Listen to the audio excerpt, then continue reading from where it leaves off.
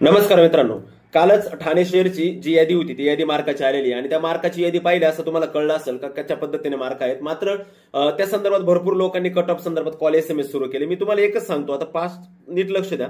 जो cut off आहे तो काय 47 लागू शकत नाही, 45 लागू शकत नाही. किती लागला तरी जास्तीत जास्त ओपनचा कट ऑफ 43 पर्यंत जाऊ शकतो गेला तर +-1 आणि ओबीसीचा कट ऑफ हा 39. लक्षात ठेवा, 39 किंवा 41 +- होऊ शकतं. पण ज्या मुलाला 36 मार्क आहे त्यांनी पण असे सोडू नका, अभ्यास करता. कारण की एकाच 10 जर मुलं घेतले तर तो कट ऑफ 43 पर्यंत जाऊ शकतो किंवा 41 पर्यंत जाऊ शकतो. आणि प्रत्येक ठिकाणी लेखी परीक्षेला तुम्ही पाहिलं असेल, मीरा भाईंदरला ज्या ठिकाणी 9 जागा आहे त्या ठिकाणी 90 मुलं घ्यायची तर 180+ मुलं म्हणजे 20चा कट ऑफ घेतला होता. म्हणजे असं प्रत्येक ठिकाणी कट ऑफ वाढवतात ते, म्हणजे ऍव्हरेज रेशो तो वाढला जातो म्हणून कट ऑफ खाली येतो. लक्षात ठेवा, 1-2 मार्कांनी तो कट ऑफ खाली असतो. त्यामुळे डोंट लोड घेऊ नका. तुमचे जे कामं आहेत सगळ्यांची होतील, अभ्यास करा. 35-33 मार्कवाले सुद्धा ACBC EWS वाल्यांची कामं होतील. ओके.